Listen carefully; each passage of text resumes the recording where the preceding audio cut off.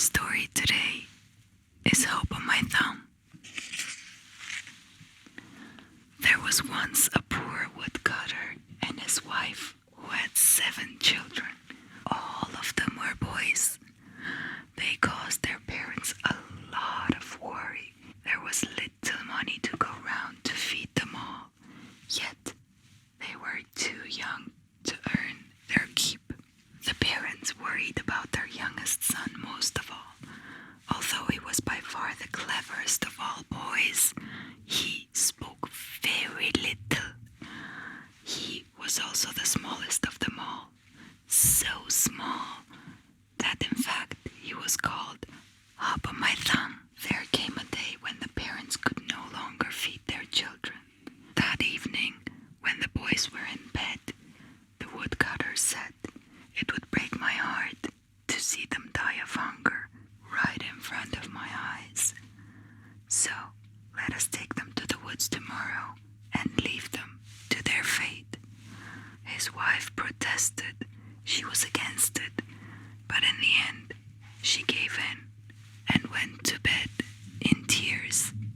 Hop on My Thumb heard all of this and lay awake all night. He planned what he had to do. Before daybreak, while everyone else was still asleep, he crept out of the house and filled his pockets with small white pebbles from the stream of the cottage. Then he went back to bed. In the morning they all set off into the woods together. When they reached the thickest part, where the trees were so dense that they could hardly see each other, the parents crept away unnoticed and left the children to fend for themselves all alone. When the poor boys realized that they had been abandoned, they began to cry.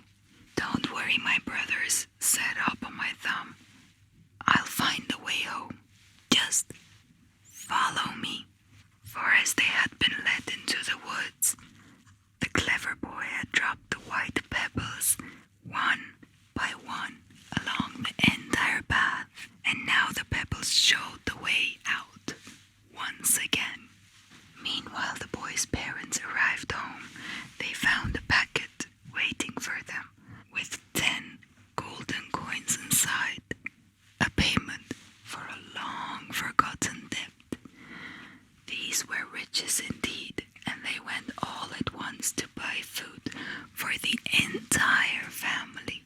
But then they remembered that they had abandoned their children.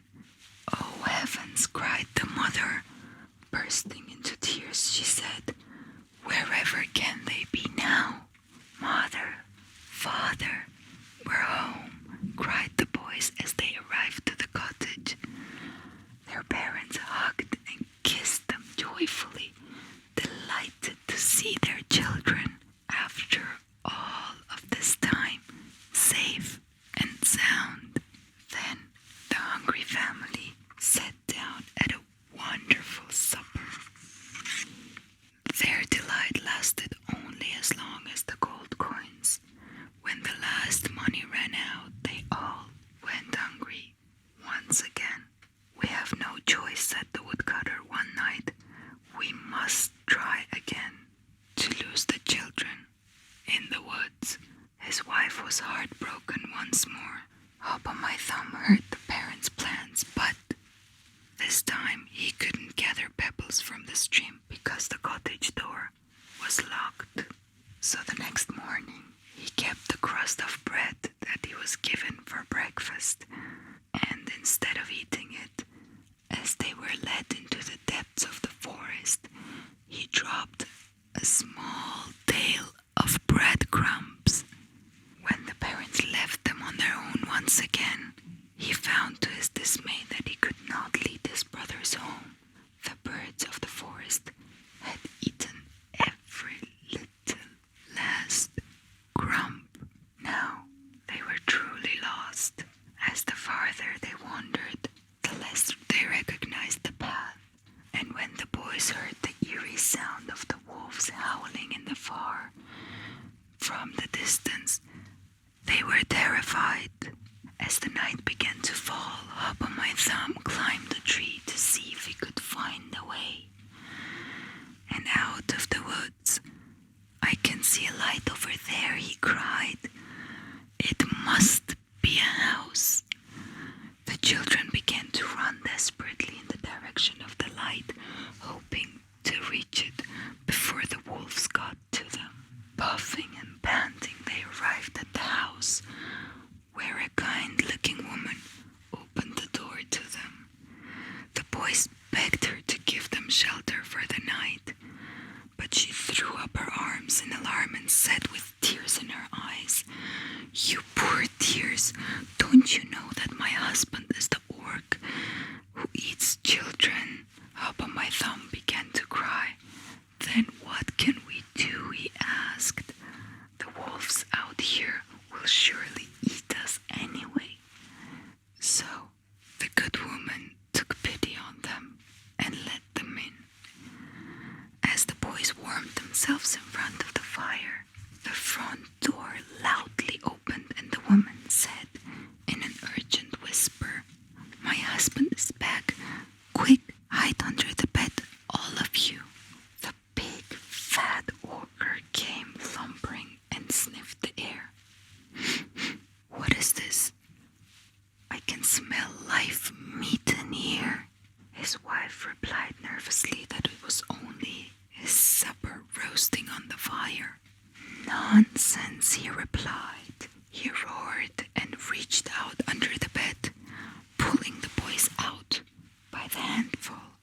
"So what about these children?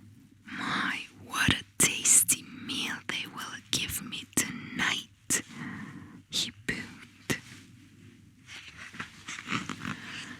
He fetched a knife and began to sharpen it with a stone, intending to kill the boys one by one. But his wife said, "Look at the time, husband. Why not leave them until the morning? And then you will have plenty to eat. And for tonight, there is still the dinner." The ogre reluctantly agreed. "All right then, I will spare them for now. Give them some supper and put them to bed." With that, he settled down in a huge meal, after which he was so full soon he just fell asleep, snoring loudly. Now the ogre had 7 little daughters, all of them ogresses. They slept upstairs in a big bed, and each of them wore a golden crown on her head. Across the room there was another huge bed where the boys were made to sleep, still wearing their caps. Fearing that the ogre might come into the middle of the night to kill them, Hop on My Thumb meant to trick him. He took his hand and his brother's caps and placed them on the heads of the sleeping ogresses. Then he placed the girls' crowns on his brother's heads and on his own, so that the ogre would mistake them for his daughters. That done, he got back into bed. In the dead of the night, the ogre awoke and crept up to his daughter's room. He groped his way to the boy's bed into the dark. But when he felt the crown on his hands, he stopped. Hold on a second. Those are my girls. I must be still half asleep, he thought, to make such a big mistake. He shuffled across the other bed and felt the boys' caps on the little ogresses' heads. "So there you are, my little lads," he muttered. Not seeing his mistake, he bundled the girls into the cupboard and locked them inside. "I shall deal with you all tomorrow."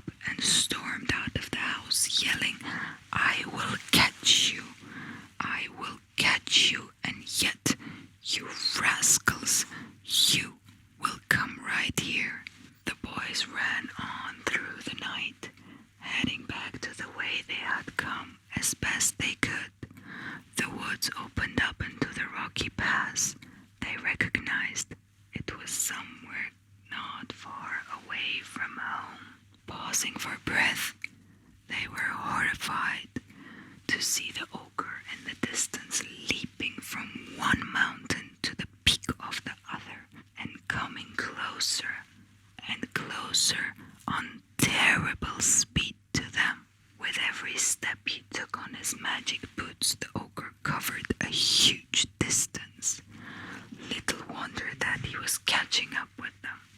"Quick, my brothers," cried Hop on My Thumb. "Let's hide in the cave before he sees us." In they all went, and he hopped in after them just as the ogre arrived.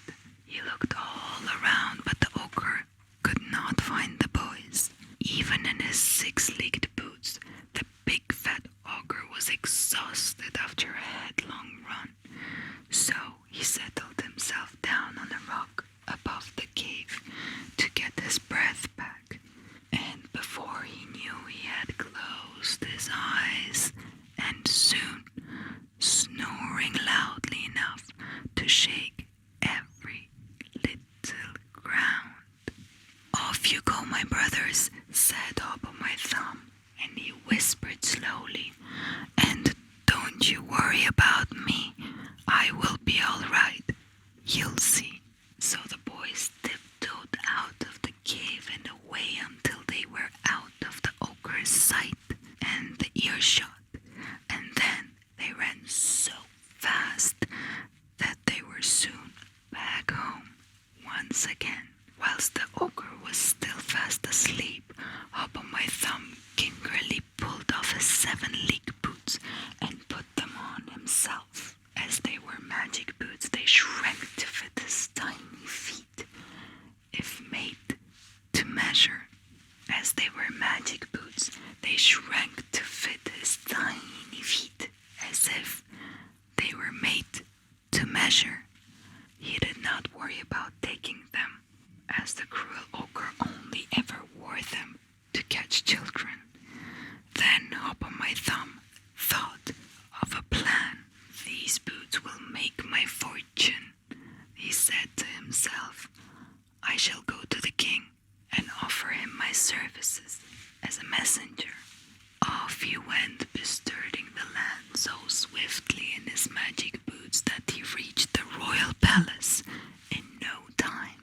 The king received him with curiosity and pleasure, especially when the boy told him how he could cover huge distances with his 7-legged boots. "Why, this is the very thing that I want," said the king. He was so anxious about the outcome of the battle.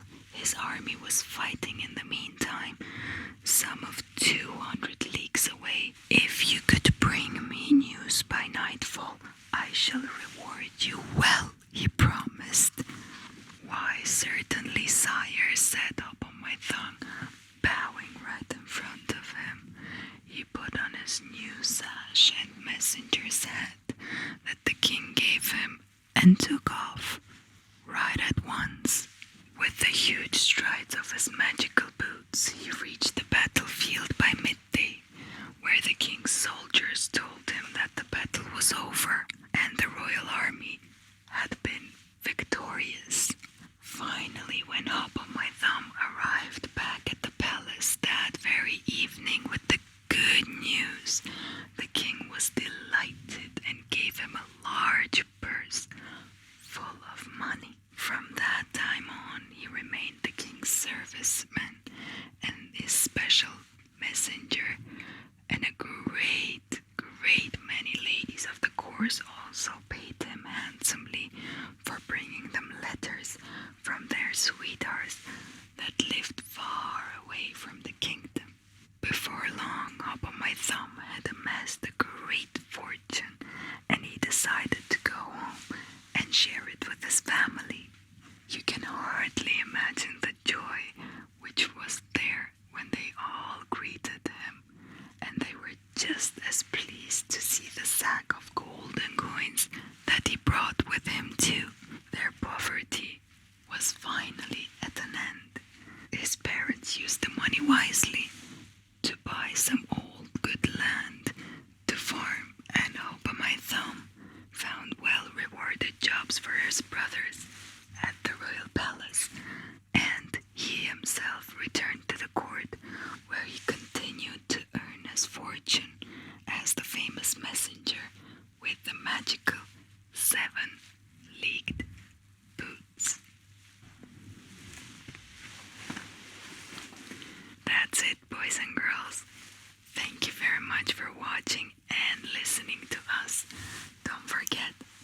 us a like and a comment, and remind us the stories that you want to listen next time.